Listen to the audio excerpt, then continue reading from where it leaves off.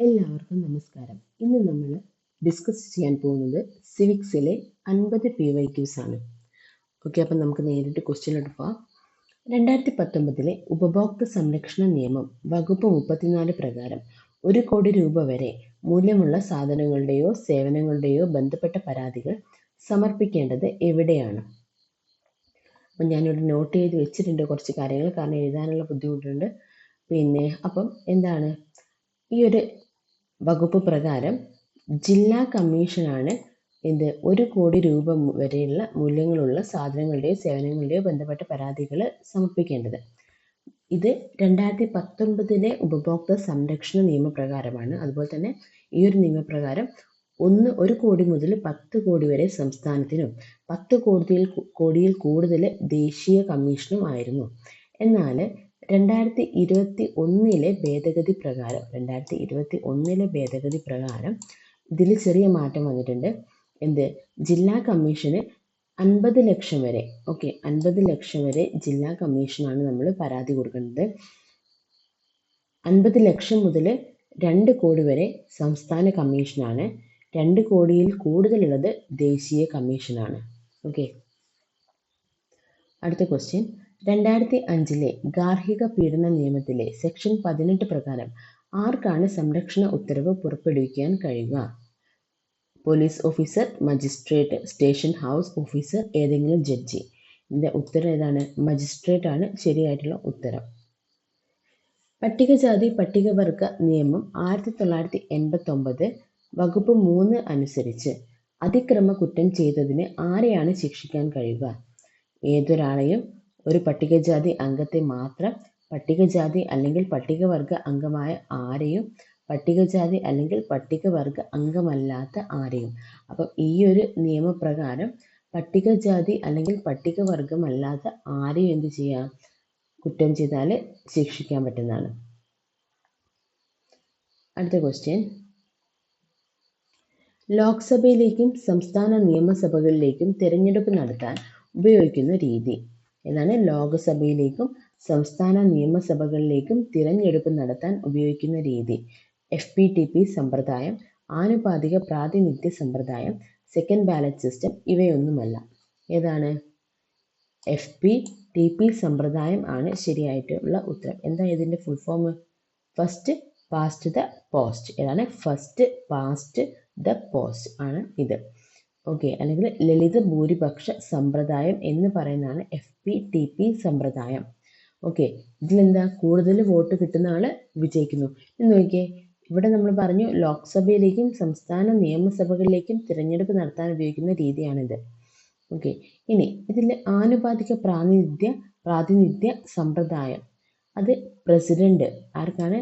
President, അതുപോലെ തന്നെ vice president അല്ലെങ്കിൽ രാജ്യസഭയിലേക്കുള്ള ഇലക്ഷനിലാണ് ഈ ഒരു മെത്തേഡ് യൂസ് ചെയ്യുന്നത്. പ്രസിഡന്റ്, വൈസ് പ്രസിഡന്റ്, അതും അല്ലെങ്കിൽ രാജ്യസഭ. ഏതാണ്? രാജ്യസഭ. ഇതിലാണ് ഏത് യൂസ് ചെയ്യുന്നത്? ആനുപാതിക പ്രാതിനിധ്യ സമ്പ്രദായം, രാജ്യസഭ. ഇത്രയുമാണ്. അപ്പോൾ ഇതിൻ്റെ ശരിയായ ഉത്തരം FPTP, first past the post സമ്പ്രദായം ആണ് ഇതിൻ്റെ ശരിയായിട്ടുള്ള ഉത്തരം. അടുത്ത ക്വസ്റ്റ്യൻ, സ്വതന്ത്ര ഇന്ത്യയിലെ ആദ്യ മുഖ്യ തിരഞ്ഞെടുപ്പ് കമ്മീഷണർ ആരാണ്? നമുക്ക് എല്ലാവർക്കും അറിയുന്നതാണ്, സുകുമാർ സെൻ ആണ് ശരിയായിട്ടുള്ള ഉത്തരം. അടുത്തത്, 2005 നിലവിൽ വന്ന വിവരാവകാശ നിയമത്തിന്റെ പിന്നിൽ പ്രവർത്തിച്ച സംഘടന ഏതാണ്? 2005 നിലവിൽ വന്ന വിവരാവകാശ നിയമത്തിന്റെ പിന്നിൽ പ്രവർത്തിച്ച സംഘടന ഏതാണ്? MKSS, NBA, ചിപ്കോ പ്രസ്ഥാനം, ദളിത് പാന്തേഴ്സ്. ഏതാണ്? MKSS ആണ് ശരിയായിട്ടുള്ള ഉത്തരം. അതെന്താണ്? മസ്ദൂർ കിസാൻ ശക്തി സങ്കേതൻ. MKSS. അടുത്ത ക്വസ്റ്റ്യൻ, 1989 തദ്ദേശ സ്വയംഭരണ സ്ഥാപനങ്ങൾക്ക് ഭരണഘടനാ സാധുത നൽകണമെന്ന് നിർദ്ദേശിച്ച കമ്മിറ്റി ഏതാണ്? ആർക്കാണ്? തദ്ദേശ സ്വയംഭരണ സ്ഥാപനങ്ങൾക്ക്. ഏതാണ് ശരിയായിട്ടുള്ള ഉത്തരം? PK തുങ്കൻ കമ്മിറ്റിയാണ് ശരിയായിട്ടുള്ള ഉത്തരം. അടുത്ത ക്വസ്റ്റ്യൻ, സംസ്ഥാന മനുഷ്യാവകാശ കമ്മീഷന്റെ അംഗസംഖ്യ. അധ്യക്ഷനും ഒരംഗവും അധ്യക്ഷനും 4 അംഗങ്ങളും, അധ്യക്ഷനും 2 അംഗങ്ങളും, അധ്യക്ഷനും 3 അംഗങ്ങളും. ഏതാണ്? അധ്യക്ഷനും 2 അംഗങ്ങളും ആണ് ശരിയായിട്ടുള്ള ഉത്തരം. ഇതിൽ അധ്യക്ഷൻ എന്ന് പറയുന്നത് ഹൈക്കോർട്ട് ചീഫ് ജസ്റ്റിസ് ആയിരിക്കും, അല്ലെങ്കിൽ ഹൈക്കോർട്ട് ചീഫ് ജസ്റ്റിസ്, അല്ലെങ്കിൽ എന്തായിരിക്കും, ഹൈക്കോർട്ടിലെ ജഡ്ജ് ആയിരിക്കും ആര്? അധ്യക്ഷൻ എന്ന് പറയുന്നത്. പിന്നെ കൂടാതെ 2 അംഗങ്ങൾ പറഞ്ഞല്ലോ, 2 അംഗങ്ങളിൽ ഒരാൾ ജുഡീഷ്യൽ മെമ്പർ ആയിരിക്കും, ഒരാൾ നോൺ ജുഡീഷ്യൽ മെമ്പർ ആയിരിക്കും. ഓക്കെ, അപ്പം 3 പേരാണ് എന്ത്? സംസ്ഥാന മനുഷ്യാവകാശ കമ്മീഷനിലെ അംഗങ്ങൾ എന്ന് പറയുന്നത്. ഇത് ശരിക്കും ആദ്യം ഒരു 1993 3-ൽ 5 ആയിരുന്നു ഇതിലെ അംഗസംഖ്യ. അപ്പോൾ 2006 ഭേദഗതിയിൽ അതെന്തായി? 3 മാറ്റിയതാണ്. ഓക്കെ, അങ്ങനെയാണെങ്കിൽ ദേശീയ മനുഷ്യാവകാശ കമ്മീഷനിലെ അംഗങ്ങൾ എത്രയാണ്? അത് 6 അംഗങ്ങളാണ്. ഒരു ചെയർപേഴ്സൺ, ഒരു അധ്യക്ഷനും പിന്നെ 5 അംഗങ്ങളുമാണ് ഉള്ളത്. അപ്പം ദേശീയ മനുഷ്യാവകാശ കമ്മീഷനിലെ അംഗങ്ങൾ 6. സംസ്ഥാന മനുഷ്യാവകാശ കമ്മീഷന്റെ അംഗസംഖ്യ എന്ന് പറയുന്നത് 3 ആണ്. ഓക്കെ, അടുത്ത ക്വസ്റ്റ്യൻ. ഗവൺമെന്റിന്റെ സേവനങ്ങൾ ജനങ്ങളിലേക്ക് എത്തുന്നത് ആരിലൂടെയാണ്? അത് നമുക്ക് അറിയാലോ, ഉദ്യോഗസ്ഥ വൃന്ദത്തിലൂടെയാണ് എന്ത്? ഗവൺമെന്റിന്റെ സേവനങ്ങൾ ജനങ്ങളിലേക്ക് എത്തുന്നത്. അടുത്ത ക്വസ്റ്റ്യൻ. ഇ ഗവേണൻസ് എന്നതുകൊണ്ട് ഉദ്ദേശിക്കുന്നത് എന്ത്? ഇ ഗവേണൻസ് ഗവൺമെന്റ് ഓഫീസുകളിൽ ഇലക്ട്രോണിക് ഉപകരണങ്ങൾ സ്ഥാപിക്കുന്നത് ആണോ? അല്ല, അത് തെറ്റാണ്. ഇലക്ട്രോണിക് സാങ്കേതിക വിദ്യയുടെ ഭരണരംഗത്തെ ഉപയോഗം അല്ലേ? നമ്മൾ ഭരണരംഗത്ത് നമ്മൾ ഈ ഒരു ഇലക്ട്രോണിക് സാങ്കേതിക വിദ്യ ഉപയോഗിക്കുന്നതിനെ പറയുന്നതാണ് ഇ ഗവേണൻസ് എന്ന്. ഓക്കെ, അടുത്ത ക്വസ്റ്റ്യൻ. വോട്ടെടുപ്പ് ആരംഭിക്കുന്നതിന് എത്ര മണിക്കൂർ മുമ്പ് പ്രചരണ പരിപാടികൾ അവസാനിപ്പിക്കണം? വോട്ടെടുപ്പ് ആരംഭിക്കുന്നതിന് എത്ര മണിക്കൂർ മുമ്പാണ്? 48 മണിക്കൂർ മുമ്പ് എന്ത് ചെയ്യണം? പ്രചരണ പരിപാടികൾ അവസാനിപ്പിക്കണം. വിവരാവകാശ നിയമപ്രകാരം വിവരങ്ങൾ നൽകുന്നതിൽ കാലതാമസമുണ്ടായാൽ ബന്ധപ്പെട്ട ഉദ്യോഗസ്ഥർ ഓരോ ദിവസത്തിനും ഒടുക്കേണ്ട പിഴ എത്രയാണ്? 250 രൂപയാണ് ഓരോ ദിവസത്തിനും കൊടുക്കേണ്ട പിഴ. അടുത്തത്, അറ്റോർണി ജനറലുമായി ബന്ധപ്പെട്ട തെറ്റായ പ്രസ്താവന അല്ലെങ്കിൽ പ്രസ്താവനകൾ കണ്ടെത്തുക. ഒന്നാമത്തേത്, ഇന്ത്യയിലെ 1ാമത്തെ നിയമ ഓഫീസറാണ് ആര്? Attorney general. ശരിയല്ലേ? അത് ശരിയാണ്. ഓക്കെ, അപ്പോൾ ആർട്ടിക്കിൾ 76(1) പ്രകാരം, സബ് ക്ലോസ് 1 പ്രകാരം ഇന്ത്യയിലെ 1ാമത്തെ നിയമ ഓഫീസർ ആരാണ്? അറ്റോർണി ജനറൽ ആണ്. പാർലമെന്റിലെ അംഗമല്ലെങ്കിൽ പോലും പാർലമെന്റിൽ പങ്കെടുക്കാൻ കഴിയും. അത് കറക്റ്റാണ്, ശരിയാണ്. എന്ത്? പാർലമെന്റിലെ അംഗമല്ല ആര്? അറ്റോർണി ജനറൽ എന്ന് പറയുന്നത് പാർലമെന്റിലെ ഒരു അംഗമല്ല. പക്ഷെ പാർലമെന്റിൽ പങ്കെടുക്കാനുള്ള അധികാരം ആർക്കുണ്ട്? അറ്റോർണി ജനറലിന് ഉണ്ട്. രാഷ്ട്രപതിയാണ് അറ്റോർണി ജനറലിനെ നിയമിക്കുന്നത്. അതും ശരിയാണ്. പാർലമെന്റിലെ അംഗമല്ലാത്തതിനാൽ പാർലമെന്റിൽ പങ്കെടുക്കാനുള്ള അവകാശം ഇല്ല. അത് തെറ്റാണ്. നമ്മളിപ്പോൾ ഓൾറെഡി പറഞ്ഞു കഴിഞ്ഞു, പാർലമെന്റിലെ അംഗമല്ല, പക്ഷേ പാർലമെന്റിൽ പങ്കെടുക്കാനുള്ള അധികാരം ഉണ്ട് എന്ന്. അപ്പം ഇതിൽ തെറ്റായ പ്രസ്താവന എന്ന് പറയുന്നത് 4 മാത്രം ആണ്. അങ്ങനെയാണെങ്കിൽ നമ്മുടെ ഇപ്പോഴത്തെ അറ്റോർണി ജനറൽ ആരാണ്? ആർ വെങ്കട്ടരമണി. ഓക്കെ, അത് നിങ്ങൾക്ക് ഓർമ്മ നിൽക്കുന്നു വിചാരിക്കുന്നു. ആർ വെങ്കട്ടരമണിയാണ് നമ്മുടെ ഇപ്പോഴത്തെ അറ്റോർണി ജനറൽ. അടുത്ത ക്വസ്റ്റ്യൻ. ഇന്ത്യയുടെ മുഖ്യ തിരഞ്ഞെടുപ്പ് കമ്മീഷണർ ആരാണ്? ഇപ്പോഴത്തെ ആരാണ്? ശ്രീ ജ്ഞാനേഷ് കുമാറാണ് ഇപ്പോഴത്തെ തിരഞ്ഞെടുപ്പ് കമ്മീഷണർ. മുമ്പ് രാജീവ് കുമാർ ആയിരുന്നു. രാജീവ് കുമാർ മാറി ഇപ്പോൾ ജ്ഞാനേഷ് കുമാറാണ് മുഖ്യ തിരഞ്ഞെടുപ്പ് കമ്മീഷണർ. ഇനി എത്രാമത്തെയാണ്? 26ാമത്തെ തിരഞ്ഞെടുപ്പ് കമ്മീഷണറാണ് ആര്? ശ്രീ ജ്ഞാനേഷ് കുമാർ. അടുത്ത ക്വസ്റ്റ്യൻ. വിവരാവകാശവുമായി ബന്ധപ്പെട്ട ശരിയായ പ്രസ്താവന അല്ലെങ്കിൽ പ്രസ്താവനകൾ ഏത്? വിവരാവകാശ നിയമം പാസാക്കുന്നതിൽ MKSS എന്ന സംഘടന വഹിച്ച പങ്ക് വലുതായിരുന്നു. അത് ശരിയാണ്. വിവരാവകാശ നിയമത്തിൽ ഒപ്പിട്ട രാഷ്ട്രപതി ശ്രീ APJ അബ്ദുൽ കലാം ആയിരുന്നു. അതും ശരിയാണ്. MKSS സംഘടനയുടെ പ്രവർത്തന മേഖല രാജസ്ഥാൻ ആയിരുന്നു. അതും ശരിയാണ്. ഇവർ തുടങ്ങിയത് എവിടെയാണ്? രാജസ്ഥാനിൽ വെച്ചിട്ടാണ് തുടങ്ങിയത്. ഈ നിയമം പാസ്സാക്കിയ വർഷം 2008 ആണ്. അത് തെറ്റാണ്. ഇത് പാസ്സാക്കിയ വർഷം 2005 ആണ്. ഓക്കെ, ഏതാണ്? 2005 ആണ്. ഇതിൽ ശരിയായ പ്രസ്താവനകളാണ് ഏതാണ്? 1, 2, 3 ആണ് ശരിയായ പ്രസ്താവനകൾ. അടുത്ത ക്വസ്റ്റ്യൻ, ആസൂത്രണ കമ്മീഷന്റെ പുതിയ പേര് എന്താണ്? ഏതാണ്? നമുക്കറിയാം, നീതി ആയോഗ് ആണ് ആസൂത്രണ കമ്മീഷന്റെ പുതിയ പേര്. നീതി ആയോഗ് എന്ന നിലവിൽ വന്നത് എപ്പോഴാണ്? ഇതൊക്കെ നമ്മൾ ഓർത്തു വെക്കേണ്ട കാര്യങ്ങളാണ്. 2015. ഓക്കെ, ഇപ്പോഴും ചോദിക്കുന്ന ക്വസ്റ്റ്യൻസ് ആണ്. 2015 ജാനുവരി 1 എന്ത്? നീതി ആയോഗ് നിലവിൽ വന്നത്. അടുത്ത ക്വസ്റ്റ്യൻ, 1950 മാർച്ച് 15 നിലവിൽ വന്ന ആസൂത്രണ കമ്മീഷന്റെ വൈസ് ചെയർമാൻ ആരായിരുന്നു? ഓക്കെ, 1950 മാർച്ച് 15 നിലവിൽ വന്ന ആസൂത്രണ കമ്മീഷന്റെ വൈസ് ചെയർമാൻ ആരായിരുന്നു?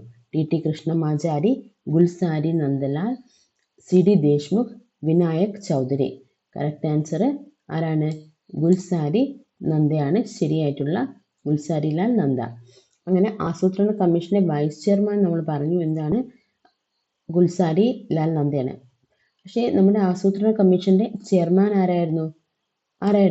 പ്രധാനമന്ത്രിയായിരുന്നു. എന്ത്? ആസൂത്രണ കമ്മീഷന്റെ ചെയർമാൻ ആരാണ്? പ്രധാനമന്ത്രിയായിരുന്നു ചെയർമാൻ എന്ന് പറയുന്നത്.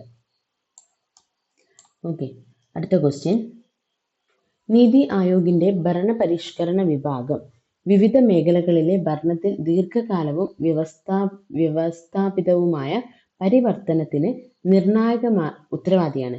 2047 ഡാഷ് എന്ന ലക്ഷ്യം കൈവരിക്കുന്നതിനാണ് നിർണായകമായ ഘടനാപരവും പരസ്പര വിരുദ്ധമായ പരിഷ്കാരങ്ങൾ നടപ്പിലാക്കുന്നതിനായി 2025 ഏപ്രിൽ 3 ഈ വിഭാഗം സ്ഥാപിതമായത്. ഏത് വിഭാഗം? വികസിത് ഭാരതാണ് ശരിയായിട്ടുള്ള ഉത്തരം. അടുത്ത ക്വസ്റ്റ്യൻ, ഇന്ത്യൻ പാർലമെന്റിനെ കുറിച്ച് താഴെ കൊടുത്തിരിക്കുന്ന പ്രസ്താവനകളിൽ ശരിയായിട്ടുള്ള പ്രസ്താവനകൾ ഏതൊക്കെ? ഇന്ത്യയുടെ കേന്ദ്ര നിയമനിർമ്മാണ സഭയാണ് ഇന്ത്യൻ പാർലമെന്റ്. അത് ശരിയാണ്. ഇന്ത്യൻ പാർലമെന്റ് ഒരു ദ്വിമണ്ഡല നിയമനിർമ്മാണ സഭയാണ്. ഏതൊക്കെയാണ്? നമുക്ക് ലോക്സഭയുണ്ട്, രാജ്യസഭയുണ്ട്. ഇന്ത്യൻ പാർലമെന്റിന്റെ ഉപരിസഭയാണ് ലോക്സഭ. അത് തെറ്റാണ്. ഇന്ത്യൻ പാർലമെന്റിന്റെ ഉപരിസഭ ഏതാണ്? രാജ്യസഭയാണ് ഉപരിസഭ. ഏതാണ്? രാജ്യസഭ. ഓക്കെ, അടുത്തത് രാജ്യസഭയാണെന്ന് ഉപരിസഭ എന്ന് പറയുന്നത്. അടുത്തത്, സ്പീക്കർ രാജ്യസഭയുടെ എക്സ് ഒഫീഷ്യോ ചെയർമാനാണ്. അതും തെറ്റാണ്. ആരാണ്? വൈസ് പ്രസിഡന്റ് ആണ് എന്ത്? രാജ്യസഭയുടെ എക്സ് ഒഫീഷ്യോ ചെയർമാൻ എന്ന് പറയുന്നത്. അപ്പം ഇതിൽ എന്താണ് നമുക്ക് ശരിയായിട്ടുള്ളതല്ലേ? ശരിയായിട്ടുള്ളത് ഏതാണ്? ഒന്നാമത്തെ പ്രസ്താവന മാത്രമാണ് ഇതിൽ. സോറി 1ഉം 2ഉം ഉണ്ട് കേട്ടോ.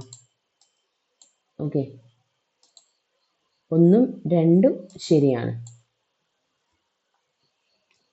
അടുത്ത ക്വസ്റ്റ്യൻ, ഇന്ത്യൻ ഫെഡറൽ സംവിധാനത്തിൽ കേന്ദ്രവും സംസ്ഥാനങ്ങൾ തമ്മിലും തർക്കങ്ങൾ ഉടലെടുക്കാൻ അത്തരം പ്രശ്നങ്ങൾ പരിഹരിക്കുന്നതിനുള്ള സുപ്രീം കോടതിയുടെ അധികാരമാണ് ഏതാണ്? ഉദ്ഭവാധികാരം. ഉദ്ഭവാധികാരമാണ് ഈ ഒരു അധികാരം. എന്താണ്? ഇന്ത്യൻ ഫെഡറൽ സംവിധാനത്തിൽ കേന്ദ്രവും സംസ്ഥാനങ്ങളും തമ്മിലും അല്ലെങ്കിൽ സംസ്ഥാനങ്ങൾ തമ്മിലും തർക്കങ്ങൾ ഉടലെടുത്താൽ അത്തരം പ്രശ്നങ്ങൾ പരിഹരിക്കുന്നതിനുള്ള സുപ്രീം കോടതിയുടെ അധികാരത്തെ വിളിക്കുന്ന പേരാണ് ഉദ്ഭവാധികാരം.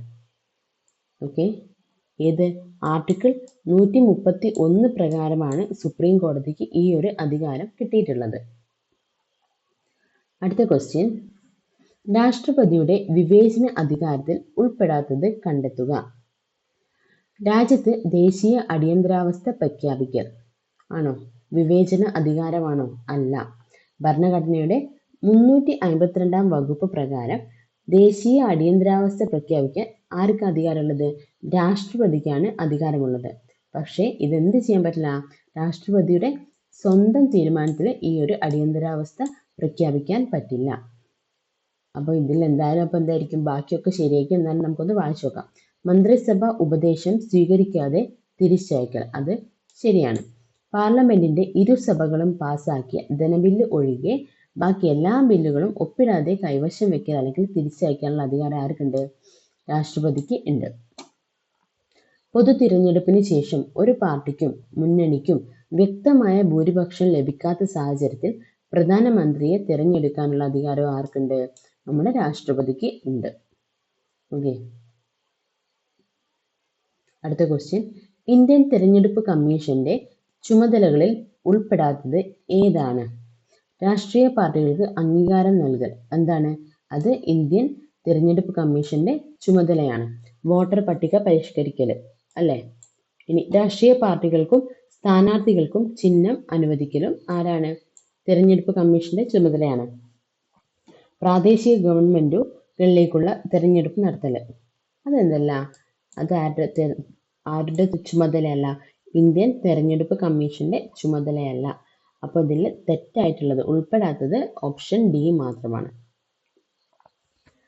പുനർനാമകരണം ചെയ്യപ്പെട്ട കേരള ഗവർണറുടെ ഔദ്യോഗിക വസതി ഇപ്പോൾ അറിയപ്പെടുന്നത് ഏതാണ്? രാജ്ഭവൻ ആണ്.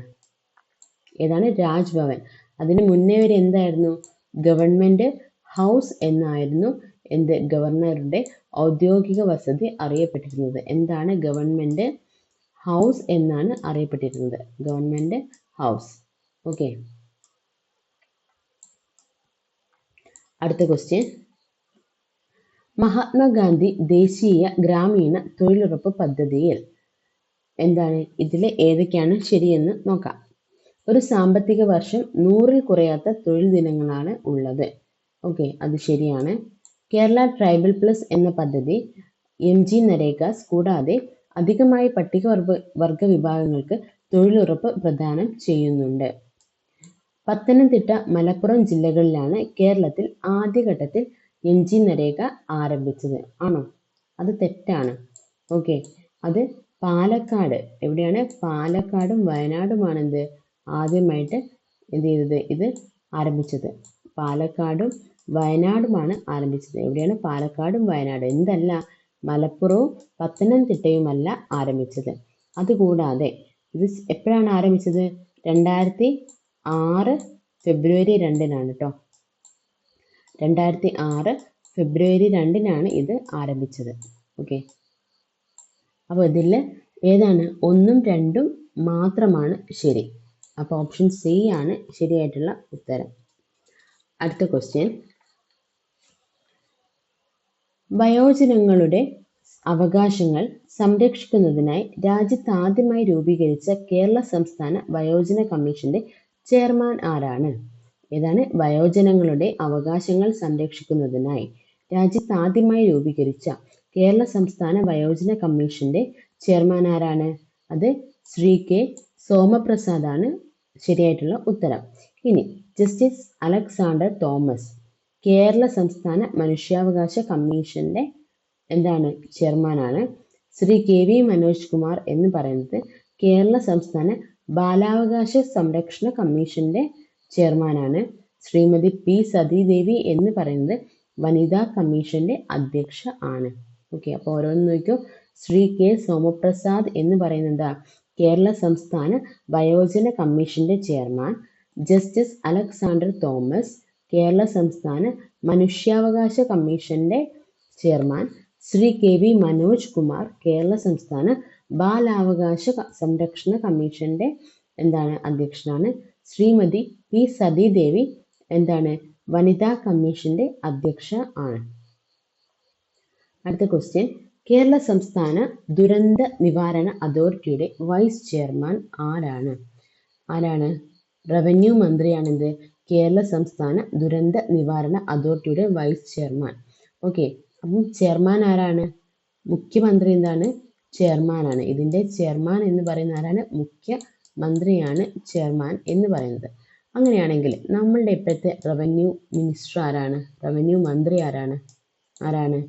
AP അനിൽകുമാർ ആണ് ഇപ്പോഴത്തെ റവന്യൂ മന്ത്രി. AP അനിൽകുമാർ ആരാണ്? AP അനിൽകുമാർ ആണ് ഇപ്പോഴത്തെ റവന്യൂ മന്ത്രി. ഓക്കെ, അടുത്ത ക്വസ്റ്റ്യൻ, നീതി ആയോഗിൻ്റെ ഇപ്പോഴത്തെ വൈസ് ചെയർപേഴ്സൺ ആരാണ്? നീതി ആയോഗിൻ്റെ ഇപ്പോഴത്തെ വൈസ് ചെയർപേഴ്സൺ. ഇതിലുള്ള ഉത്തരം നോക്കുകയാണെങ്കിൽ സുമൻ ബെറി ആയിരുന്നു ആദ്യത്തെ ക്വസ്റ്റ്യൻ പേപ്പർ ആയതുകൊണ്ട്. അപ്പം ഇത് തെറ്റാണ്. ഇപ്പോഴുള്ളത് അശോക് കുമാർ. ആരാണ്? അശോക്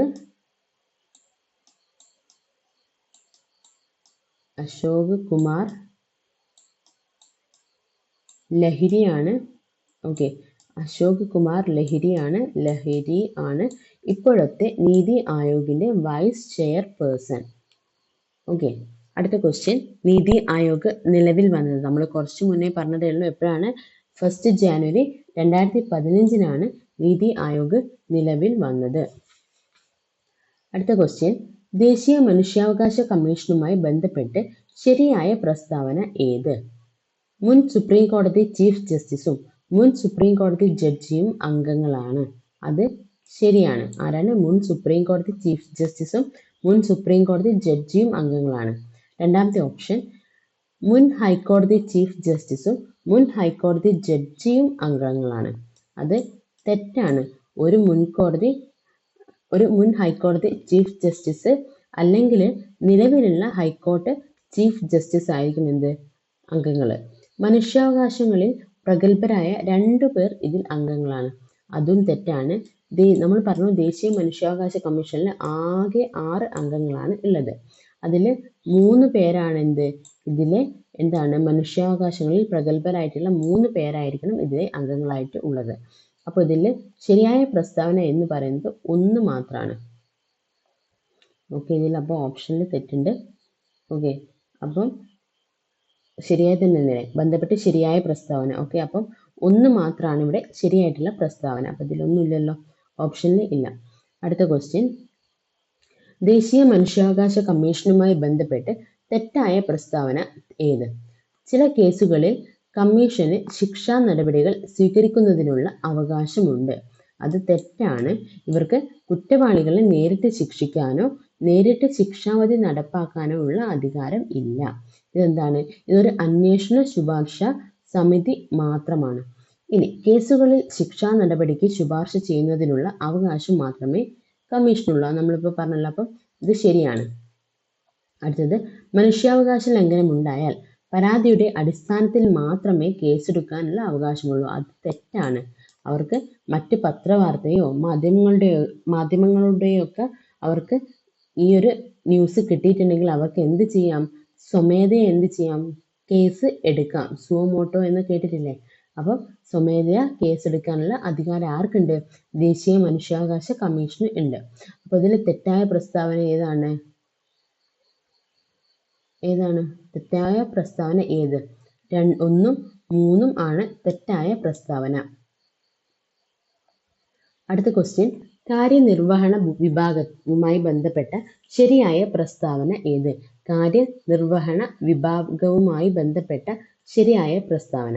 പാർലമെന്ററി സമ്പ്രദായത്തിൽ പ്രധാനമന്ത്രിയാണ് ഗവൺമെന്റിന്റെ തലവൻ. ആണല്ലോ, പ്രധാനമന്ത്രിയാണ് തലവൻ.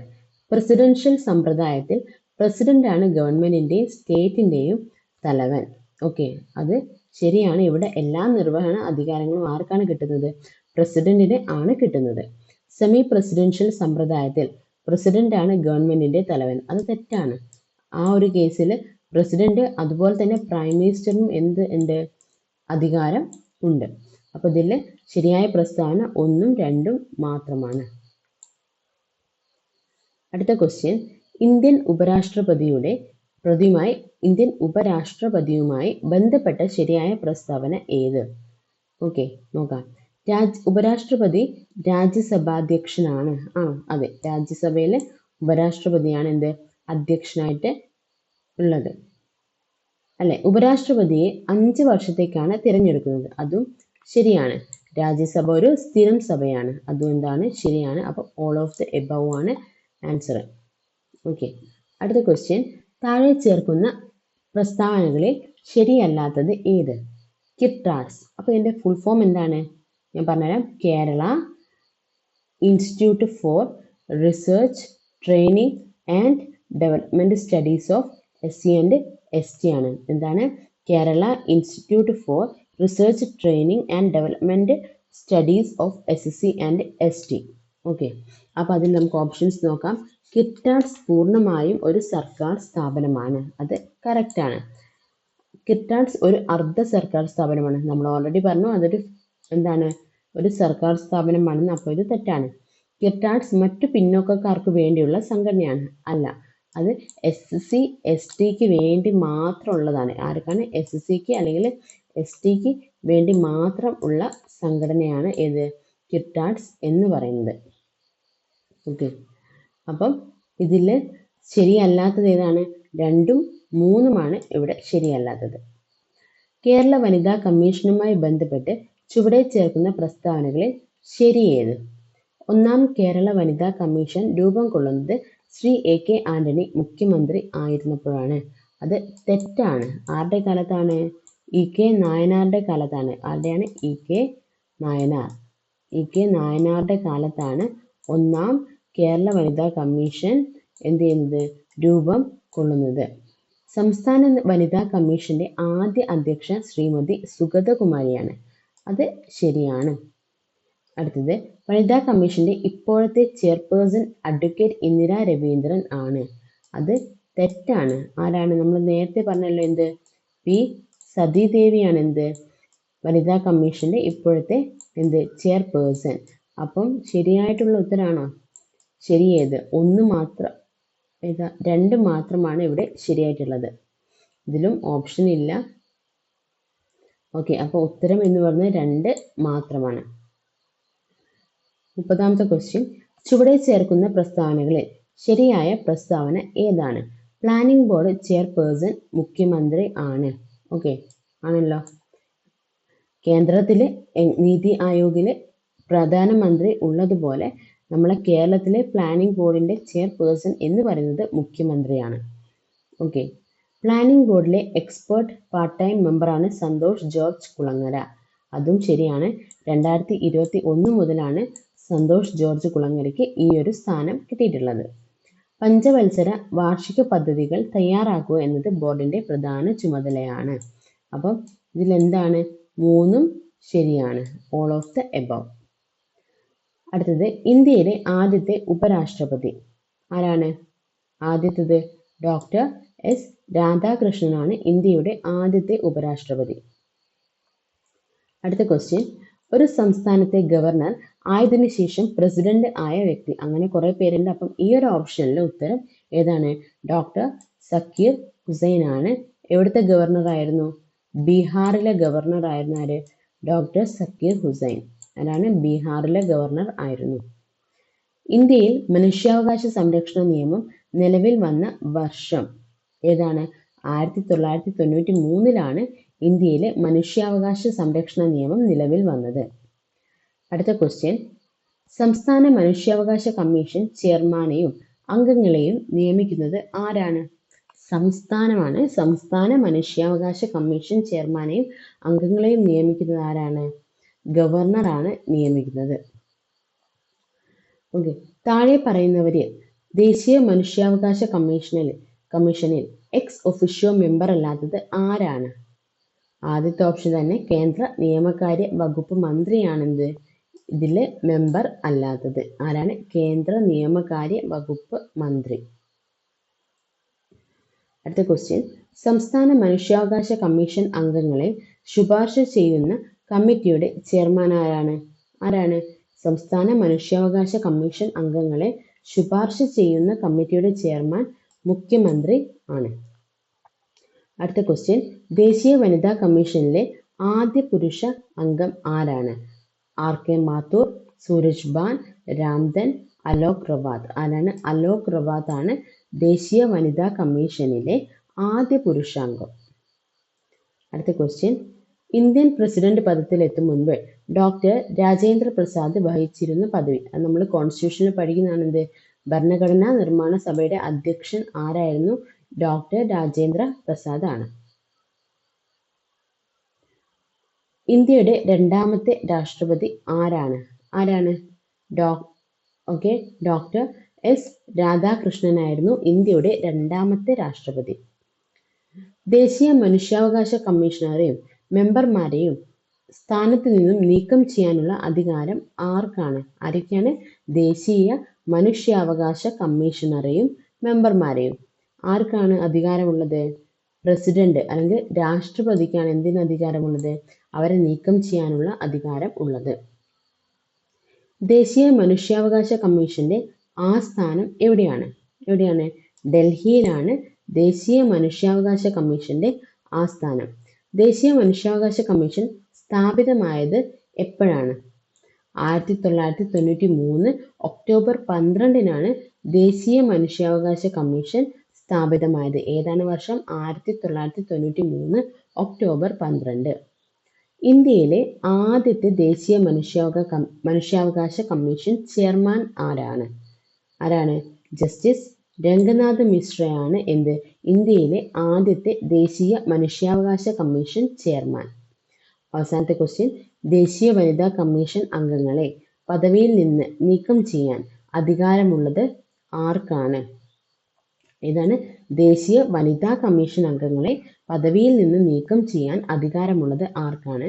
അത് കേന്ദ്ര സർക്കാരിനാണ് ഈ ഒരു അധികാരം ഉള്ളത്. അപ്പം ഇന്നത്തെ വീഡിയോയിൽ നമ്മൾ 50 സിവിക്സിൻ്റെ PYQs ആണ് ഡിസ്കസ് ചെയ്തത്. എല്ലാവർക്കും ഇഷ്ടമായെന്ന് കരുതുന്നു. എന്തെങ്കിലും സജഷൻസ് ഉണ്ടെങ്കിൽ നിങ്ങൾക്ക് കമൻറ്റ് ചെയ്യാവുന്നതാണ്. Thank you.